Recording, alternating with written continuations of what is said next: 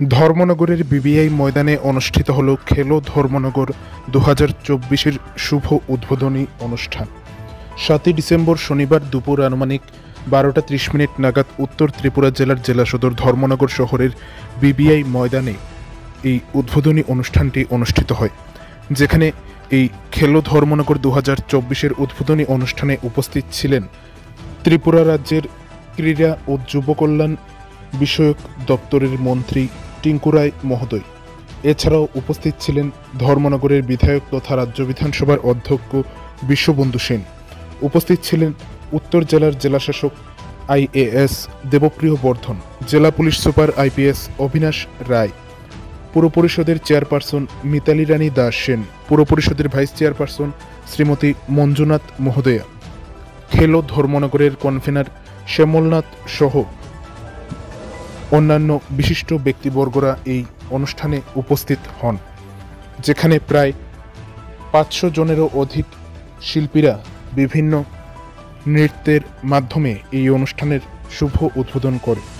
সেই সাথে এই খেলো ধর্মনগর 2024-এর উদ্বোধনী অনুষ্ঠান দেখার জন্য বিবিআই ময়দানে প্রায় 1000-এরও অধিক জনগণের উপস্থিতি পরিলক্ষিত হয়। পরবর্তীতে মঞ্চে বক্তব্য রাখতে গিয়ে রাজ্য বিধানসভার অধ্যক্ষ ও ত্রিপুরা রাজ্যের মন্ত্রী নেশার কবল থেকে যুব সমাজকে দূরে থাকার আহ্বান জানান। সেই সাথে খেলাধুলার প্রতি সকলকে উৎসাহিত করেন তারা, এবং ধর্মনগর সহ গোটা রাজ্যে যে উন্নয়নমূলক কাজ হচ্ছে এবং আগামী দিনে আরও যে সকল উন্নয়নমূলক কাজ হতে চলেছে সেই সকল বিষয় তুলে ধরেন। আমি আন্তরিক ধন্যবাদ জানাই এই খেলো ধর্মনগরে যারা যোগদান করেছো সবাইকে প্রাণ ঢালা অভিনন্দন।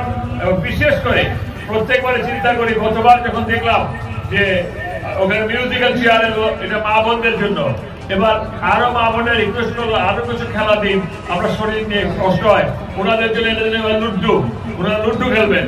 এবং শিশুরা, বাচ্চারা 6-7 বছর থেকে 12 বছর পর্যন্ত তাদের জন্য খেলা আনলাম।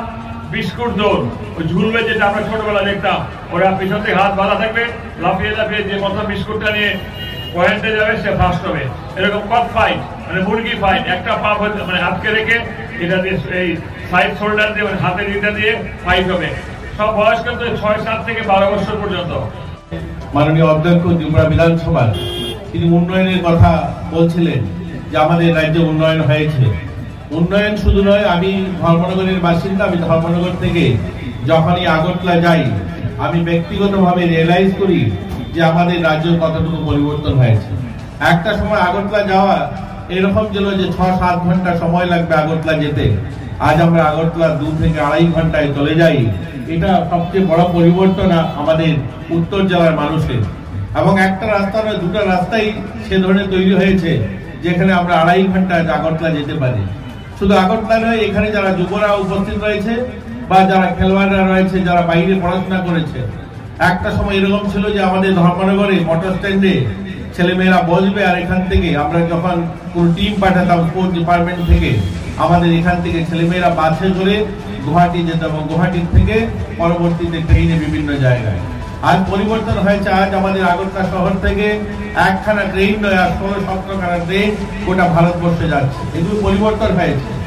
আমি মাননীয় মুখ্যমন্ত্রী মহোদয়কে চেষ্টা করবো আগামীবার খেলো ধর্মনগর আনার জন্য, যদি সময় পান ওনাকে আসার অনুরোধ করবো। আমি সবার বাবুকে বলবো, আমাদের যে শিল্পী তৈরি হয়ে গিয়েছে 23 জানুয়ারি, 26 জানুয়ারি, মহালয়া, বর্ষবরণ, আগামী খেলো ধর্মনগরে 7,000 শিল্পী দিয়ে এই মাঠে অনুষ্ঠান করিয়ে মাননীয় মুখ্যমন্ত্রী মহোদয়কে প্রধানমন্ত্রী অতিথি হিসেবে আনিয়ে আমরা প্রমাণ করে দিতে চাই ধর্মনগরও একটা সাব ডিভিশন মাত্র, কোন অংশে কম নয় শিল্পের দিক দিয়ে।